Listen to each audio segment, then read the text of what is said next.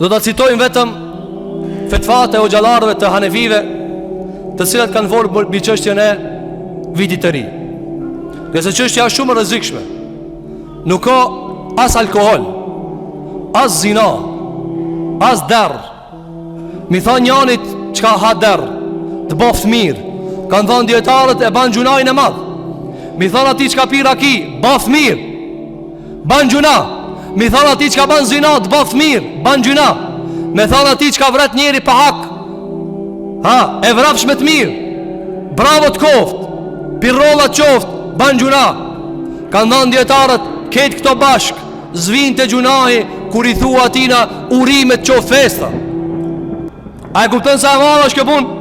E tani nuk do të citojmë as pi hambelive, as pi malikive, as pi shafiive, por do të citojmë fetva nga hoxhallarët e hanefive. Hoxha i madh Abul Barakat Hafidhuddin an-Nasafi al-Hanafi, hoxhallarët e hanefive e njoft, prej hoxhallarëve të mëdhenj të hanefive, i cili ka ndruar jetë në vitin 710 të Hijrit. Në librin e tij të cilën e ka shpjeguar medhhebin e hanefive, i quajtur Kenzu Daqaiq, çfarë ka thënë? Dhënja në ditën e Nevruzit, apo Neiruzit, që e quajnë ata, apo Mihirxhanit, i kanë ata datët kur festojnë dhe shkëmbejnë urime, është haram. Ndërsa hoxha i madh i hanefive, Zainuddin ibn Nujejm prej hanefive, i cili ka ndruar jetë në vitin 970 të Hijrit, çfarë thot? Thot, pra është për qëllim fjala e hoxhës ton Nesefiu. Tani një hanefi shpjegon një hanefi tjetër. Thot, është fjala për festat e krishterëve, të cilat janë haram bile kufër.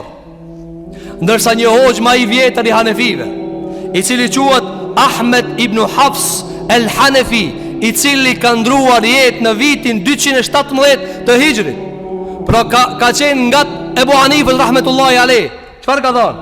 Ka thënë, dëgjoni kjo fjalë, Ebu Hafs el-Kebir Ahmed ibn Hafs el-Hanefi thot, nëse një njeri e adhuron Allahun 50 vjet i ban Allahut ibadet, pastaj vjen dita e vitit ri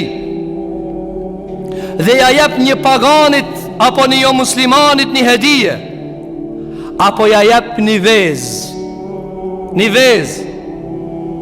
dhe ka për qëllim me këta me ja madhru ditën, faqad kafara wa habita amaluhu, ka bo kufër pi feje Zotit dhe është la me miletin e Muhamedit sallallahu alaihi wasallam.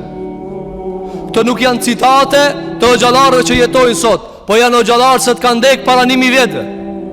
Ahmed ibn Hafs el-Hanefi, i cili thot veç mi adhon një vez, duke sinuar madhnimin del pi fejës Allahu te bareke ve teala, dhe janë pajtuar me këtë fetva edhe hoxha i madh i hanefive, i cili ka ndruar jetë në vitin 375 të Hijrit, i njohur me termin Ebu Lejth Nasr ibn Muhammed ibn Ibrahim es-Samarkandi, prej hanefive të mëdhoj, ka dhënë dhe unë pajtona se ai i cili merr pjesë me madhrim, pra duke i thënë urime me madhrim, se kjo festë jotja e është e madhe, del pi fesë Allahu te bareke ve teala.